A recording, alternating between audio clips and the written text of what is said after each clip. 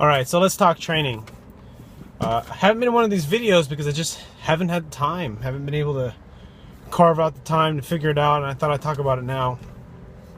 And since my last meet, I kind of had a little mild injury in my AC joint, a little bit of pain, and it's been kind of messing around with me getting under the bar for a squat. So I have squats on today's deck, and I'm gonna see if I can hold a high bar back squat. A low bar definitely is gonna hurt like a bitch. I don't expect to be able to do that, but that's kind of what I'm gonna be focusing on today. If that doesn't work out, I'm lucky that there's a safety squat bar here, and I'm gonna use that. But kind of want to talk about training and variety and volume, all these little different things. And one of the things that I learned from Dan Green's seminar, and I'm going to bring up Dan Green's seminar a lot because I really do like his training methodology, because a lot of the stuff that he went in a seminar really resonates with a lot of stuff that I've learned in the past, from magazines, from other people who speak, from my own experience in training and trial and error when I was younger, and how it's working now. And one of the things is that variety builds strength. So when you mix shit up, you're going to get stronger. So if you do stuff you don't normally do, guess what's going to happen? You're going to get stronger. If you don't normally do overhead pressing, you're going to get stronger at pressing movements. If you don't normally do one-arm rows, it's going to help you in rowing movements or upper back strength, you know. But the one thing he did say in the seminar, and this is all the way in January, you know, it's about 6 or 8 weeks ago, is that it will take a while for the strength you build from the new types of variety to translate into competition lifts. Because when you're training for competition, for powerlifting, or any competition for that matter, where movements are precise, you have to regroove your competition. Like, I'm not going to really do a whole lot of competition lifting for a little while. I'm just going to be focusing on building strength, building volume. And why volume? Well, I want to build my conditioning. I need conditioning. I want to be able to tolerate more workload. One of the interesting things I've noticed over the last 3 or 4 weeks, leading up to, or 2 or 3 weeks leading up into my first powerlifting meet, is that I cut my volume back and started lifting heavier, like 95, 100%, very high, 85 plus, very high intensity, but very low volume. And because of that, my conditioning has gone down considerably.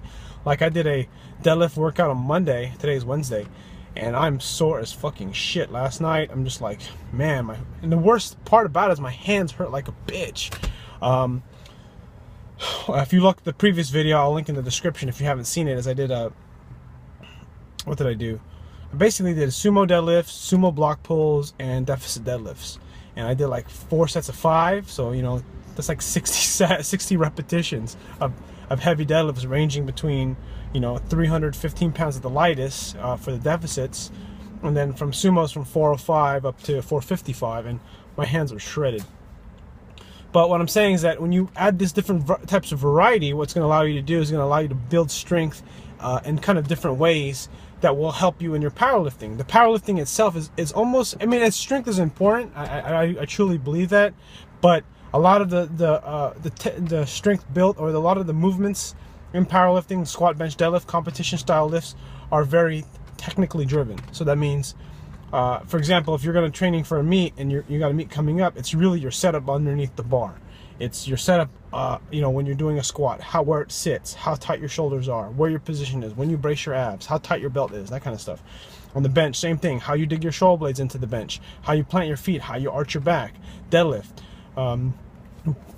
Basically how you pull the bar, your stance, your grip, everything, all those kinds of things, like things that I'm going to be doing more of in this period of lifting up until, you know, 3 or 4 weeks out of my competition on June 7th, excuse me, is I'm going to be doing a lot of double overhand and grip, a lot of mixed grip with the opposite hand, because I want to build strength and balance myself out, but I also want to add variety. I'm going to be messing with sumos. I freaking suck at sumos, which means there's a lot of progress there.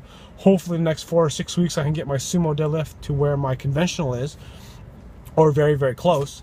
And the idea is that you use these variety, different kinds, like dumbbells, just a bunch of more variations of lifts to help you build strength in your weak points. That's the whole purpose of this. You know, if you're already strong and you feel like you have a fairly good total, respectable numbers for yourself, then you do need to start working more on your weaknesses and just building raw strength.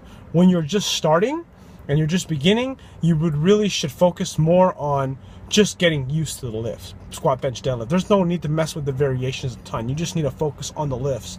And then once you start to kind of get slowing progress like I am, that's when you need to start to kind of make some changes into like focusing on weak points.